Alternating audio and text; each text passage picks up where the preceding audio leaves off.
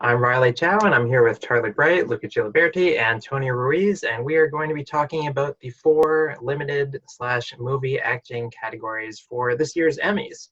Hopefully the Emmys happen. They are still scheduled to happen, but things have been pushed back, and that has significantly affected the state of this race. Luke, I think maybe a month or two ago, we were saying that this was going to be the limited series race to end all limited series races. The field had never been stronger.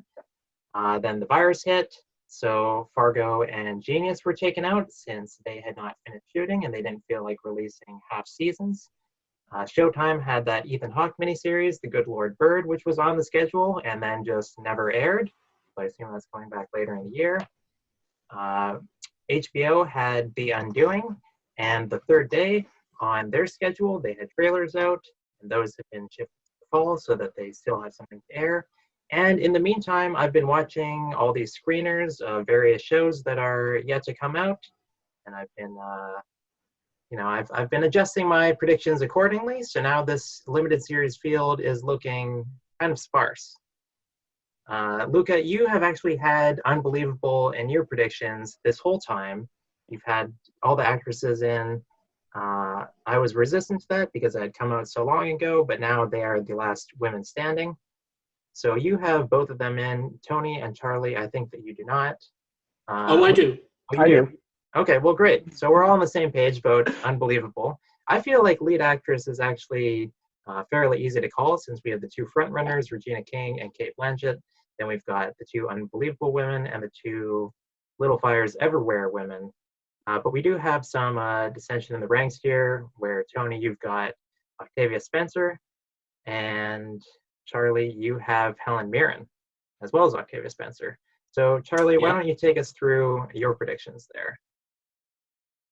Well, so I have Regina King on top at the moment, even though Cate Blanchett's generating a lot of buzz right now with her performance as Phyllis Schlafly in Mrs. America.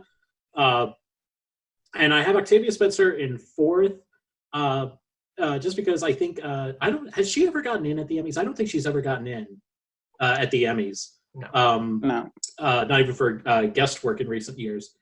So I think that's going to be this passion project, Self-Made, is going to be one that's going to, I think that's one that's going to really resonate. It may not make it into the limited series category, but I think Octavia has a very good chance of getting in there for her performance there. And I have Helen Mirren in there because she's Helen Mirren, and even though the miniseries Catherine the Great wasn't very well reviewed, her performance was pretty universally well liked. So I think, and I think just because she's Helen Mirren, so never underestimate her. All right, and Tony, tell us about your predictions. I think I've had the same four of Regina King and Cate Blanchett and the two ladies from Unbelievable. I've had Octavia Spencer in from the beginning. I think she actually might be. I think her and Kerry Washington, who I have in both my fifth and sixth slots, I think they're vulnerable. The question is who takes those places. I think Regina King can get. Helen Mirren can get nominated just for reading the phone book, and I think she'd get nominated. But I made these predictions before there's kind of that viral GIF made of Reese Witherspoon in the last episode of Little Fires Everywhere. So I think she could get in. The problem is with Reese Witherspoon is I wonder if she's in too many things that people won't necessarily know where to go with her. But I mean, pretty much I think this is just a two-person race, and then it's kind of like a toss-up to see whoever can get into that last slot. I think we actually have that maybe problem with a lot of these women, though, because Merritt Wever is also starring in Run. Octavia Spencer is also in Truth Be Told, which is now a drama. And who else do we have here? And stuff. Reese Witherspoon is in a bunch of things. Kerry Washington is also in this category for American Son. Luca, you're not feeling so hot on Helen Mirren. What's going on there? No, because I know we like to use name checks as a reason, to predict a lot of these performers, and it makes a lot of sense. I mean, we're talking about Helen Mirren, obviously, so it makes complete sense to predict her. But it sort of reminds me last year of when everyone was predicting Connie Britton for Dirty John and Emma Stone for Maniac, which are these bigger names in titles or in shows that were liked or sort of well received, but didn't receive the acclaim that they really needed to be catapulted into the Emmy race. And that is my problem with Helen Mirren, because Catherine the Great sort of came and went. It didn't perform well. She didn't even get a SAG nomination. And we know that SAG loves her. That's also the same problem I have with Octavia Spencer and Self-Made. Her performance was singled out, but I don't think the show itself will make splash at the Emmys, which is why I haven't put her in. That's also the reason why I've always had the two unbelievable women in, because I think the show will do pretty well. I think it'll get into limited series. It'll probably get all the nominations it's predicted to get. And if you watch the show, there's no way you're going to check off Merritt Wever and then not check off Caitlin Dever as well. And we've seen them all get in at Critics' Choice and at the Golden Globes. The only ceremony where they didn't all three get in was SAG. But, SAG combines supporting and lead performances in one category, and it was unlikely for all three women to get in. And then we also have the Little Fires Everywhere gals, Kerry Washington and Reese Witherspoon. The show sort of starts out as a Kerry Washington showcase, and Reese Witherspoon's character is, she doesn't take a backseat, but she doesn't get as much to do as Kerry Washington. But as the series sort of goes on, Reese Witherspoon's character sort of falls apart. And she really does get the type of material that let her shine, and she just knocked it out of the park in the finale. She gave a terrific performance, perhaps my favorite performance of hers in the last year. So I think she's definitely in if voters watch the show, which I think they did, because it hit at the perfect time. Yeah, I'm with you on Helen Mirren. I'll throw out 4 other names I think are possible. And that's Zoe Kazan in The Plot Against America. I think she's variably the most praised part of that show. And that is a spring HBO miniseries that has gotten very good reviews. So normally that would do well. There's also Shira Haas in Unorthodox. Unorthodox has been a bigger hit than I think Netflix expected, and they are now running an Emmy campaign for it. She's excellent in that. We also have Michelle Dockery in Defending Jacob. I'm kind of waiting to see if Defending Jacob is going to really take off. It hasn't so far, but she has been nominated for a few Emmys for Downton Abbey. Now she's back in contention for this. And finally, I'll mention Sean Clifford for Quiz. Quiz is coming out at the end of the month on AMC and airing into June. It's actually already aired in the UK. Sean Clifford doesn't have as showy a part as her male co-stars, but she was nominated last year for Fleabag, and I wonder how much goodwill there still is for Fleabag, just a year later. I'll actually throw out a couple, 2 additional names who got Critics' Choice nominations, I think, when a lot of people weren't expecting them to, and that's Jessie Mueller and Megan Hilty from the Patsy and Loretta film on Lifetime about Patsy Cline and Loretta Lynn. Those are performances that, the film got nominated for TV movie. Of course, it's a small field of TV movies, but it could very well get nominated in TV movie at the Emmys. It got one at Critics' Choice, and both of them were nominated.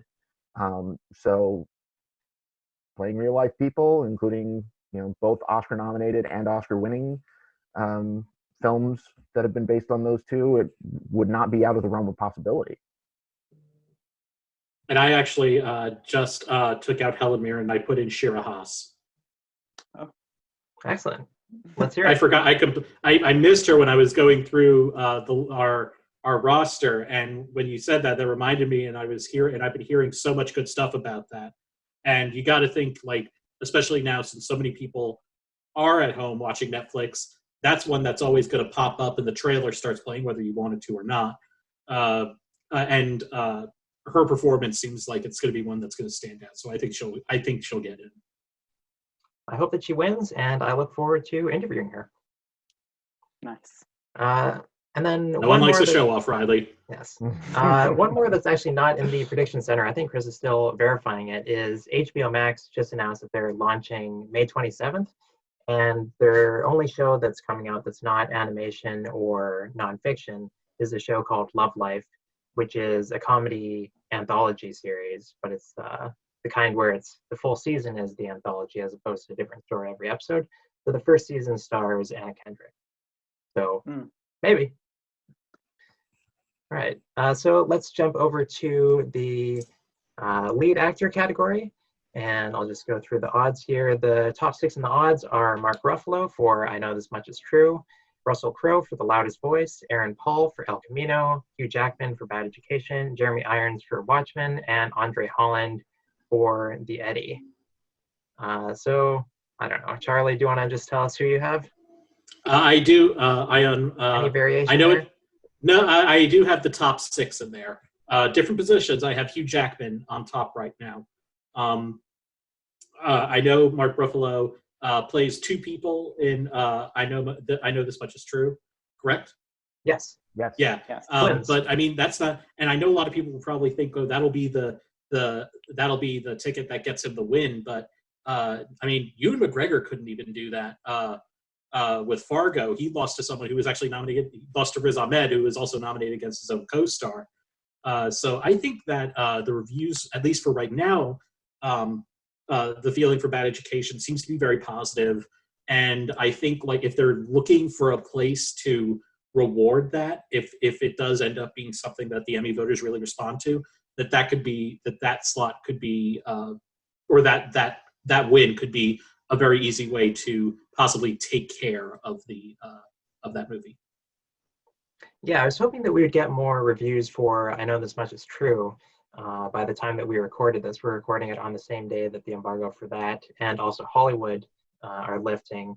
Unfortunately, HBO wasn't able to provide I Know This Much Is True, the finale for it until Monday because post-production was delayed so much while they were all in quarantine, even though, from what I understand, the other episodes were finished months ago. Yeah, this category is ripe for some surprises. I know we all have, or I'm assuming we all have both Hugh Jackman and Aaron Paul in, but Aaron Paul hasn't been able to get a single nomination for El Camino, not at the Globes, not at Critics' Choice, not at the SAG Awards. Obviously, Breaking Bad was more popular at the Emmys than at any other group. So I do think he is probably, and also because this category is sort of barren at the moment. And Hugh Jackman, I had actually taken out for a while just because I don't have a lot of faith in TV movies in this category anymore. Sure, Robert De Niro got in 2017 for The Wizard of Lies, and we also had Jesse Plemons for Black Mirror, but I don't really compare Black Mirror to our standard HBO TV movie. But I did move Hugh Jackman back in after I saw the reception for Bad Education, which was better than I thought it would be. It's also, everyone said he gave a really great performance in it. And as I said before, I think this field is pretty barren, which is why I think someone like him can definitely get in, even if it's just for a TV movie.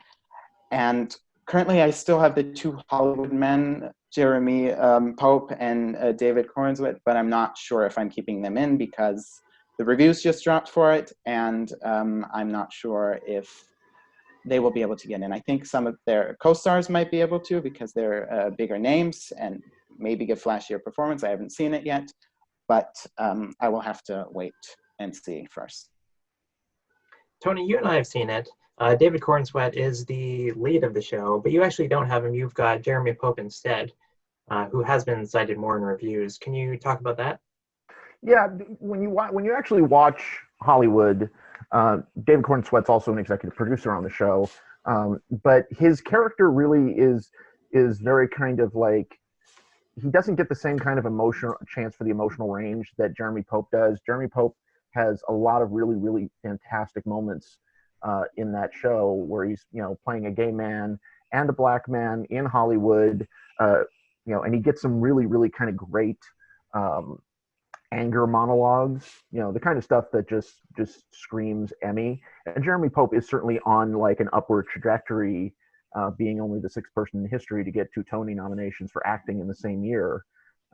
So I think Netflix is probably going to, of the 2 of them in the lead category, I think though Netflix would probably favor Pope because he does have the more dynamic role. As for the rest, I have pretty much everybody else. I have Jeremy Pope instead of Andre Holland. but I'd still have Mark Ruffalo in first place, simply because it was funny when the embargo lifted on I Know This Much Is True.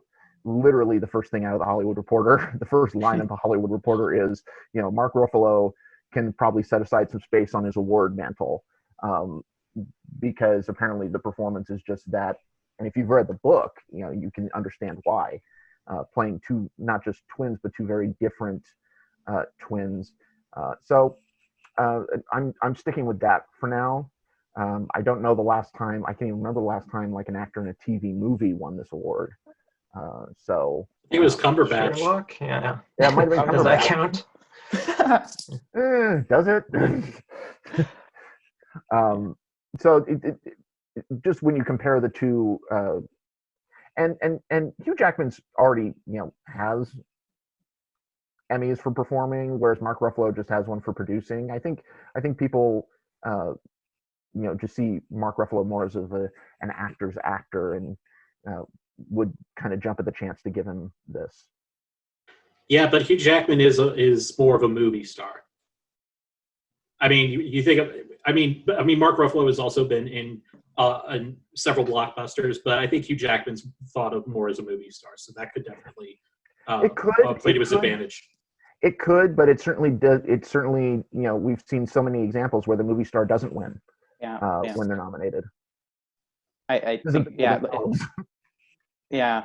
I mean, especially in the last few years. I mean, last year, Jarrell Jerome, I mean, just think about all the people he beat. He beat Mahershala Ali, for example, in his category. I think it really does depend on the types of performances these people or these performers give. And I think if Mark Ruffalo is as good as the reviews say he is, and I'm pretty sure he is, I don't see how he loses this at the moment. And I actually have Russell Crowe in second place. I know The Loudest Voice, because The Loudest Voice, it may have come out almost a year ago, last July, I believe.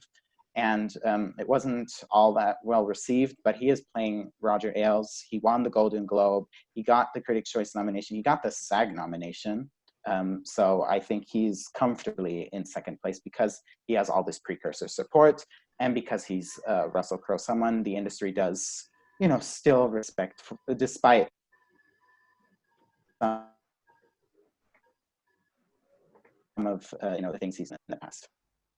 And I guess someone else we should look out for is Andrew Scott for Black Mirror, because he was snubbed for Fleabag last year, and we often see them, give a nomination to someone who was snubbed the year before. We've seen Black Mirror net acting nominations in 2018 was the last time, but I'm not going to put him in. I had him in for a few days, but I have to see how the competition plays out, how the Hollywood men sort of fare in this competition, but he's definitely a possibility. I'm concerned that the Hollywood men are a bit young and not quite the standout, and that Hollywood overall might not be as big a player as something like When They See Us. Because otherwise, it does seem like it's better to be betting on the shows instead of the stars lately.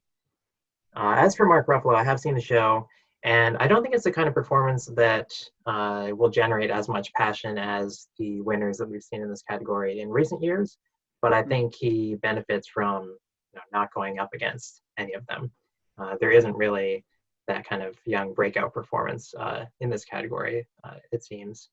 They did shut down production for 6 weeks so he could gain 30 pounds and play opposite himself. And he's not facing Benedict Cumberbatch again. I actually think this show has a lot in common with Patrick Melrose from a couple of years ago, which did win Benedict Cumberbatch the BAFTA, but he wasn't able to win the Emmy because Darren Criss was in the way. In sixth place, I actually have Matthew McFadden for Quiz. He is the most sympathetic character in the show, and it helps that he's on Succession. Well, maybe it does with the actors branch. We'll see if Quiz takes off. It has gotten good reviews from the British press so far. All right, anybody else we want to mention in this category?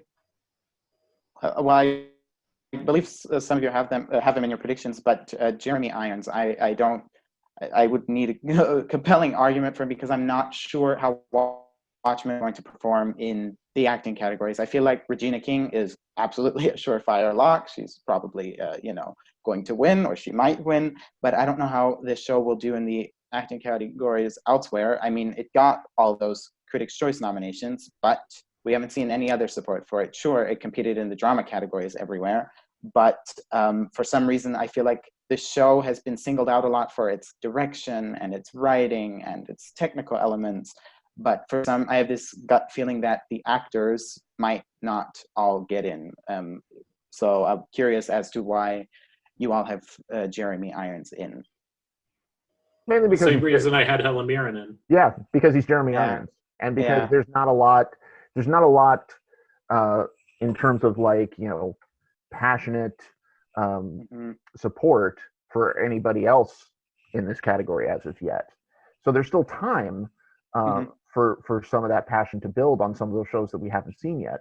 But right now, I think Jeremy Irons is actually pretty safe until we start to see some of these others rise.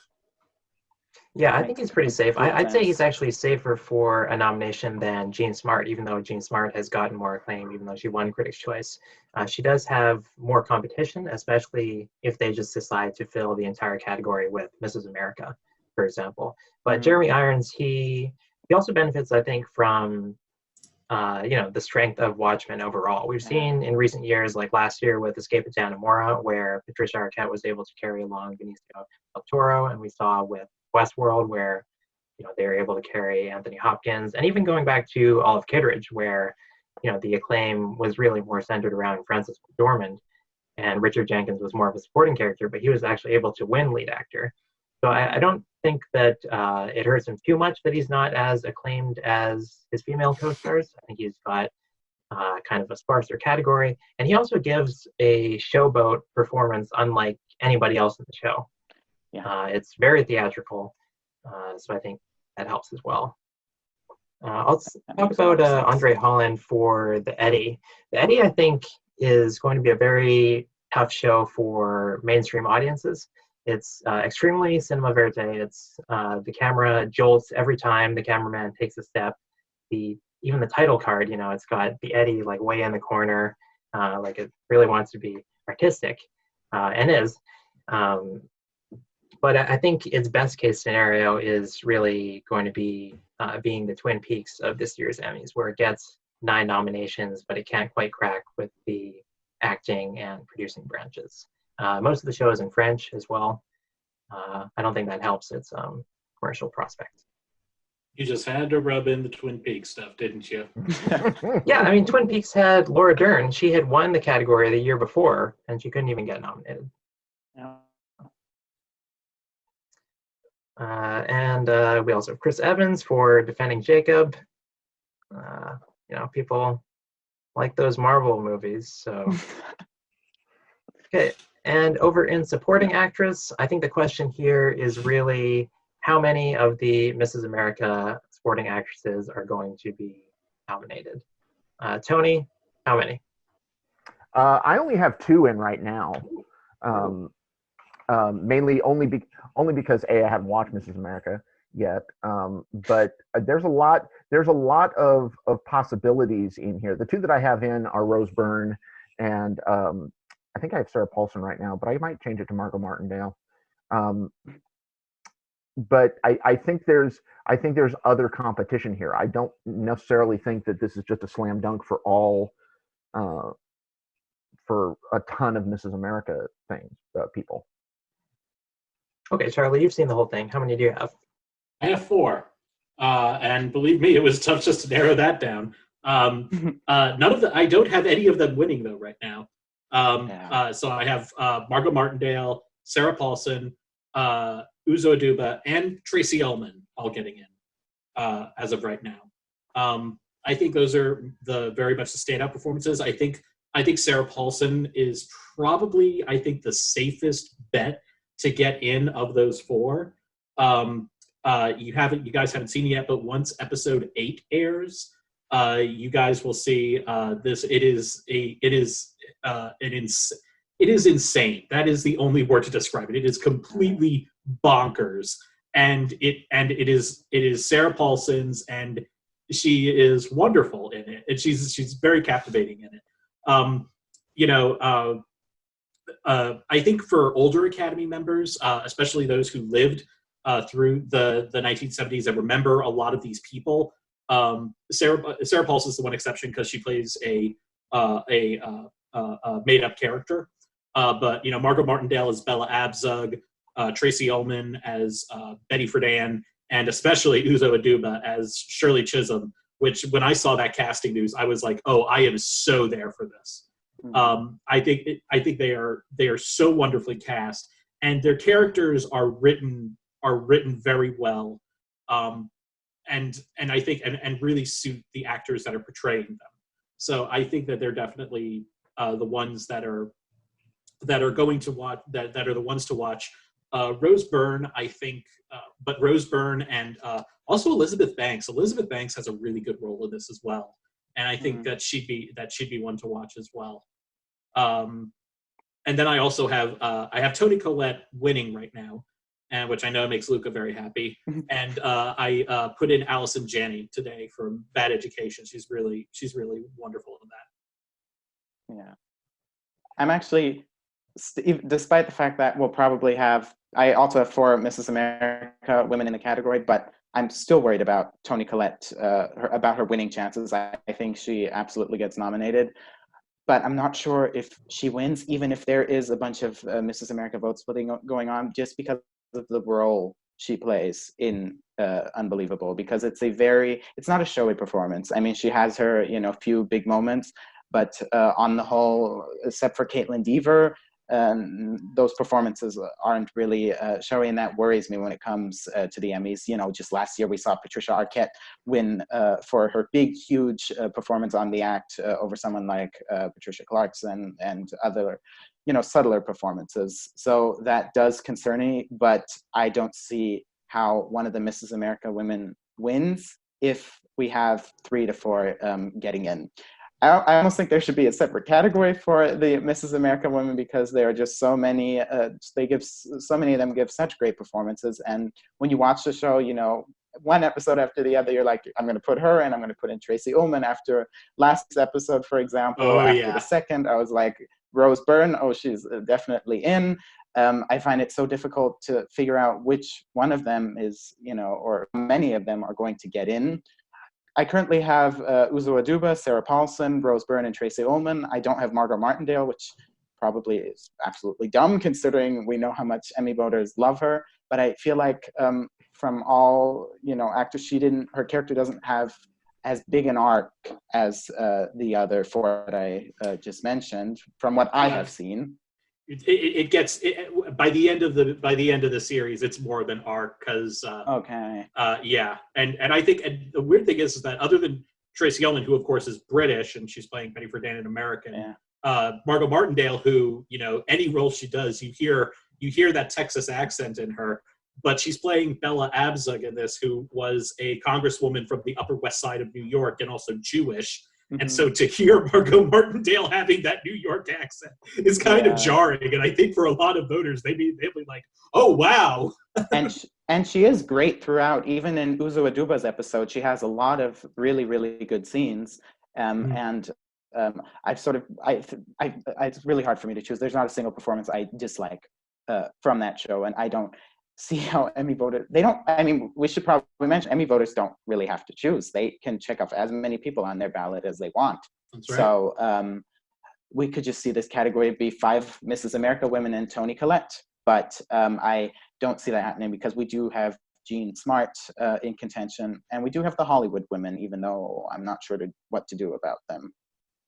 Yeah, Tony, sell us on the 2 Hollywood actresses that you have. Well, actually, I just dropped Holland Taylor and put Uzo Aduba in, because you guys made a very compelling case for that, and Uzo Aduba is, equally beloved at the Emmys.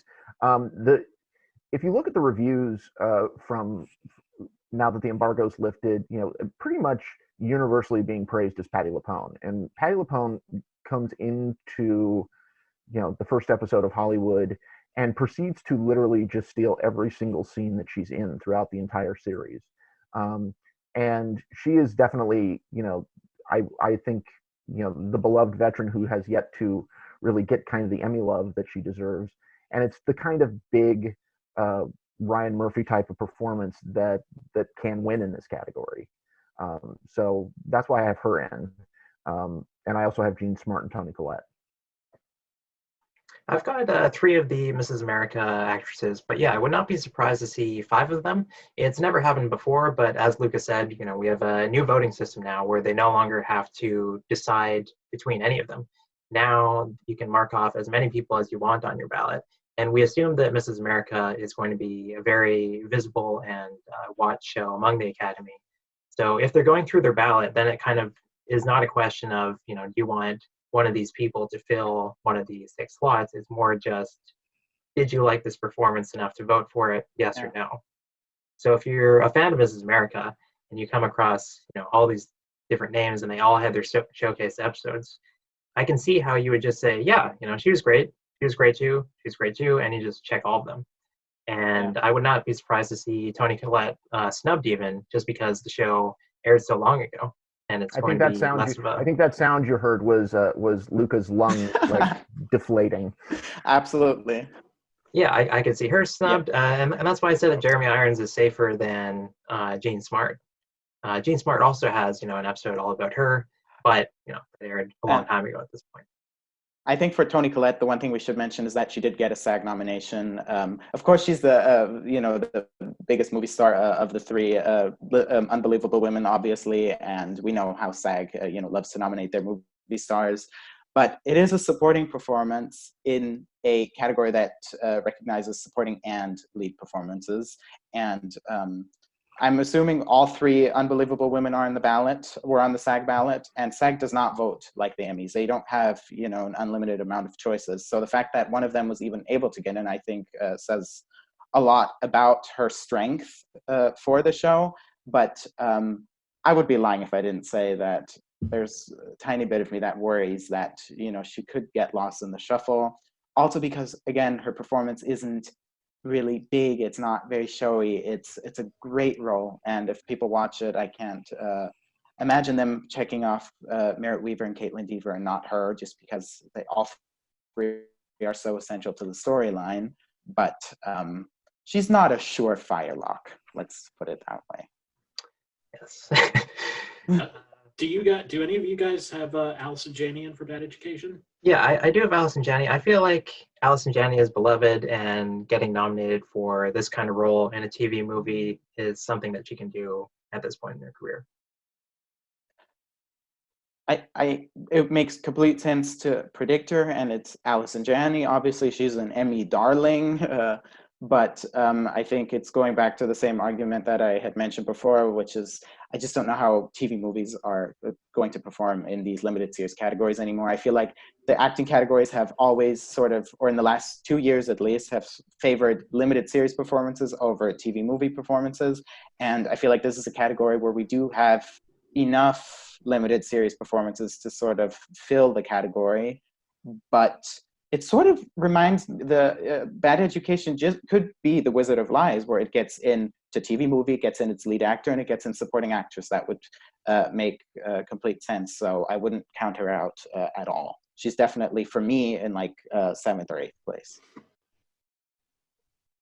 Another that we could see go along for the ride for an HBO project is Kathryn Hahn for I Know This Much Is True. She's the only actress who's in all of the episodes. This show looks like it has a very dense supporting cast of actresses, but most of them are kind of barely in the show. Melissa Leo, according to my clocking, doesn't actually meet the eligibility requirements. I imagine that they'll get kind of creative and she will end up on the ballot, but it might be moot. Juliette Lewis is, she's nuts in the first episode, but then she doesn't really come back, so she's also ineligible. Then Archie Punjabi is pretty much never seen outside the therapist's office, so it's just her sitting there, and really she's more of just a sounding board for Mark Ruffalo. Who else is in that show? Rosie O'Donnell is the social worker, but she's kind of monotonous. It's against type, but yeah, she's very serious, and I feel like we've got such strong contenders from other shows in this category. For Mrs. America, I have Sarah Paulson winning just because it's tough because she doesn't really do anything for the first 7 episodes, but that 8th episode I would say is maybe the single episode performance of the year. So I'm expecting everyone to jump on bandwagon. But I have seen a lot of support for Rose Byrne so far, and she is playing the most famous character figure and has the most screen time of the supporting actresses. I think Sarah Paulson has a much more difficult task than some of the other women on the show, just because of the type of character she plays. And from the material I've seen, she's just hasn't been given that much. But I think it would be amazing to see another Sarah Paulson win. So I'm hoping that she definitely gets in and has a chance of winning. It would have been nice to see both her and her wife Holland Taylor get nominated, but I was just going to say who knows? Yeah, sorry. Married now? But are they? I don't know. I was just. Oh, then I just together. Misspoke. My bad. But it would They're still partners. be nice. Yeah, it would have been nice to see them both nominated. And who knows? It could still happen if Emmy voters do love Hollywood, and obviously haven't seen it. So I don't know how good Holland Taylor is in it, but I think it's definitely a possibility. But yeah, because she's Holland Taylor, and the Emmys do really, really like her. Yes. So the idea of her getting in is not out of the question. Just on her being her alone is not out of the question. Yeah, and it's the type of performance that that it kind of just screams supporting performance, because she has this kind of dry wit and these wisecracks and some other stuff that happens towards the end, which I will not spoil, which is quite tender and lovely. So it's not out of the realm of possibility. I think this is just such a crowded category. Yeah. Yeah, I would. I think this is the most. Oh yeah, go ahead. I was just gonna say, I think this is probably the most, in terms of the nominations, I actually think this is probably the most competitive of the 4 limited series acting categories. Absolutely. Yeah, I would like to see Laura Harrier, maybe that's how you pronounce her last name, promoted to lead for Hollywood. She's not a lead, but she has as much to do as Jeremy Pope. And we've seen last year, especially with When They See Us, how if you spread out your actors across these different categories, that can result in more nominations. Plus, she is kind of the focus of the finale. Yeah. I guess one last person we could mention, I don't think she's getting in just because I don't see the show performing well, but we do have Cherry Jones for defending Jacob. Obviously, Cherry Jones won Guest Actress for The Handmaid's Tale last year for being in 4 to 5 minutes of her eligible episode. So, and she has been, she won for 24 as well, and has been nominated a few times. And reviews have singled her out for defending Jacob, but I don't think the show's going to make any waves at the Emmys, or very few. So I'm not putting her in my lineup. Yeah, I feel like she would get it normally. Yes. All right, so we will jump over to our last category, which is supporting actor. Tony, how many people are you predicting from Hollywood? Right now, 3. Okay, right and now, walk us through your thought process on who to leave off, etc. I think what's really interesting about Hollywood is that it really is, even though you have these really young up and coming actors, it's really the veterans that steal that entire show. So the 3 that I have in are Jim Parsons, Dylan McDermott, and Joe Mantello. And I have Parsons in first. His character is so monstrous and venal, and it's a complete 180 from pretty much anything he's ever done on television. You thought he was, you thought his character in Hidden Figures was unpleasant. This cranks that up to like 11. And Joe Mantello really has, particularly in some of the middle episodes, just some really, really emotional stuff to do. And Dylan McDermott is kind of the heart of the series, which is kind of ironic because he plays basically a pimp. But he's like the most charming and actually lovable pimp ever, and a lot of the reviews that I read today have kind of singled him out as doing some of his best work here. So those are the three I have in. I don't think anybody else from Hollywood even has a chance of getting in. And so the other two spots that I have are just placeholders. Tim Blake Nelson from Watchmen, because anytime I see Tim Blake Nelson on a ballot, I'm going to put him in there. And then Jesse Plemons from El Camino. See, for Hollywood, I actually have Darren Criss, because he doesn't. It's not a showy role, but he just won all the awards for Assassination of Gianni Versace. So I feel like there's some goodwill there that he might be able to cash in with this new younger Academy. I don't have Dylan McDermott in, even though I'd love to put him in because he was a lot of fun. But yeah, we'll see. Or we could just have all four get nominated. That wouldn't surprise me. It could just be another, the Normal Heart also got in 4 supporting actors, and I could easily see it happening, because this category, like actor, is very wide open. I don't know what to do with the other slots. I have John Slattery in second place because he's one male in Mrs. America, and I think the show will perform well overall, and he's obviously a past nominee, so I think he is probably pretty safe for a nomination. I also have John Turturro in for The Plot Against America, but I'm very close to dropping him because I could see that show just being shut out in the acting categories. And the 3 Hollywood men that I do have in at the moment are obviously Jim Parsons, I have Mantello in, and I have Darren Criss. But Tony, your argument for Dylan McDermott is quite compelling, and I could easily just put him in. And I do still have Tim Blake Nelson, but again, I don't know how Watchmen is going to perform outside of Regina King. But if Gene Smart gets in, if Regina King gets in, Jeremy Irons gets in, if I'm predicting all of them, I might as well predict Tim Blake Nelson as well. I don't see how he misses if the other 3, for instance, get in. Well, that's what I have. I have the other 3 in, but not him. I think it's too subtle. Interesting. It is subtle, yes.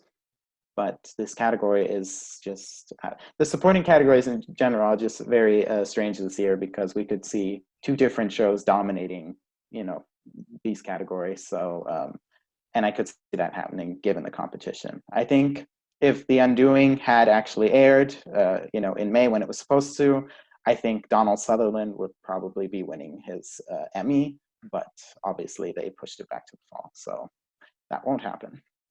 I think Jim Parsons is kind of the Jane Lynch in Glee of the show, where he comes in, he has his one-liners, he doesn't have a ton of screen time, but he does steal the show.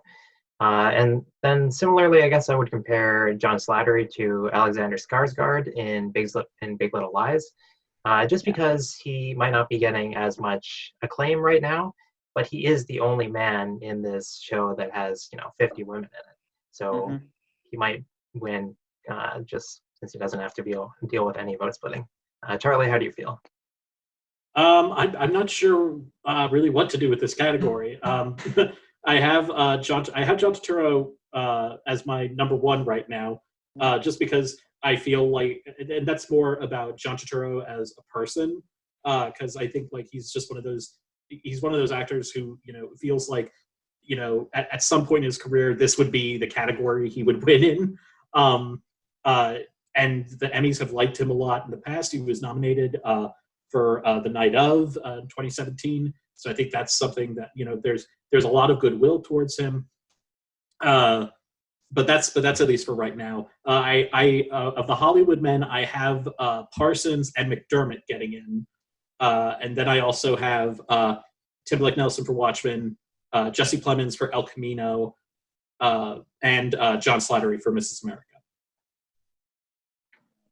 Yeah, El Camino should be such an easy one to write off, because I don't think that there's a lot of passion for it. But yeah, I've got Jesse Plemons in. This is an iconic role. It kind of makes me wonder if Titus Burgess can get in for Unbreakable Kimmy Schmidt. That would be something. That would be. It's not beyond the realm of possibility, just because of how sort of wide open this category is. But he did miss for the final go around, for Unbreakable Kimmy Schmidt's final go around, didn't he? He did, yeah. Yeah, but it's still a possibility. I think someone else we should watch out for is Don Johnson for Watchmen. If the show is indeed going to overperform in the acting categories, then I could see him getting in. He's phenomenal in especially the first episode. I don't have him in at the moment, but he's someone someone who could just pop up, because if voters are checking off Watchmen across the board, especially in these acting categories, then perhaps he is swept up as well. One other one I think I'd watch out for is, I don't think it will happen right now, but and it's going to be dependent on how it does overall. But Ray Romano in Bad Education, it was a performance where I personally felt like I wish there had been like one or two more scenes, because I was really enjoying him in it, but I was hoping that there would be just a little bit more. But he's someone who, he's won an Emmy for acting. He's someone who's actually been making really interesting choices over the past several years with The Big Sick, and what was that HBO movie he did Vinyl. about? Oh, he was on Vinyl, but no, the movie he did, was it on HBO? Paddleton? Well, I can't remember. But you know what I'm talking about, though, right? It's like him and Mark Duplass, I think. Never even heard of it. Okay, so he's done that. He was in The Irishman last year. I think that's someone, there just might be enough voters when they see his name, they're like, oh yeah, I really liked him in that, and he's been doing a lot of great stuff. Yeah, let me mark him off. And and all it takes is just enough people to just see his name there and do that. Yeah, and just two other names I would like to mention are Joshua Jackson in Little Fires Everywhere. I don't think he's getting nominated, but he is actually really good toward the end of the series when he plays Reese Witherspoon's husband on the show, wife on the husband on the show. Wow, and he gets some very interesting material toward the end. And also, I would like to mention Eric Lang from Unbelievable. He has a very small role. It's a very subtle, subdued, quiet performance, but I think he does terrific work in it. I don't think the bad male cop is going to get nominated for a show about a rape victim who isn't believed, but he is someone who, he didn't get nominated last year for Escape at Dannemora when I think some people predicted him. It would be a nice nomination, but I'm not predicting it. Yeah, I think one other show that I just want to mention that we haven't really talked about, and I don't think it has a whole lot of chance anywhere, but Years and Years was just a phenomenally disturbing show, and if it had come out at a different point, a little closer to Emmy season, I think we'd probably be talking about like Rory Kinnear in lead. I think we'd be maybe talking about Emma Thompson in supporting, and in this category, particularly Russell Tovey, who has a real just heartbreaking arc on that show. It was quite a brilliant and incredibly uncomfortable show, but absolutely brilliant. Yeah, a few years ago we had the assassination of Gianni Versace, and then they got 3 nominees in out of the field of 7 because there was a tie, even though they only had 4 supporting actors essentially who they were pushing. There's no Cody Fern nominated, so that's why I'm a bit hesitant to predict 4 actors from Hollywood, because instead what the Emmys did was they gave us John Leguizamo in Waco, and then they also gave us Michael Stuhlbarg in The Looming Tower. So like you do kind of wonder who is going to be cashing in on some goodwill this year. Will it be John Turturro? Will it be Eric Lang? Will it be Zahn McClarnon in Barkskins, which National Geographic has coming out at the end of the month, starring David Thewlis? I have seen half. I've got Michael Sheen for Quiz, also coming out at the end of the month. It's not really so much a character as it is a caricature, not any fault of his, but he mostly just sits in the chair and asks questions. Michael Sheen should get nominated again for something at some point. I'd also say Seth MacFarlane, I know, got some good notices for his role in The Loudest Voice, and he's someone who's now like basically a perennial Emmy winner in the voice acting category. So I don't know if it necessarily will translate to a nomination, but something to keep an eye on.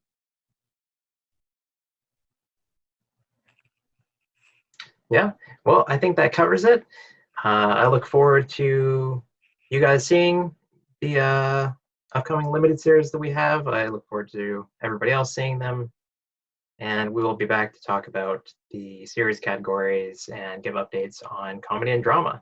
In the meantime, you can find interviews with many of the people that we talked about on the Gold Derby channel and goldderby.com, where you can also log your predictions.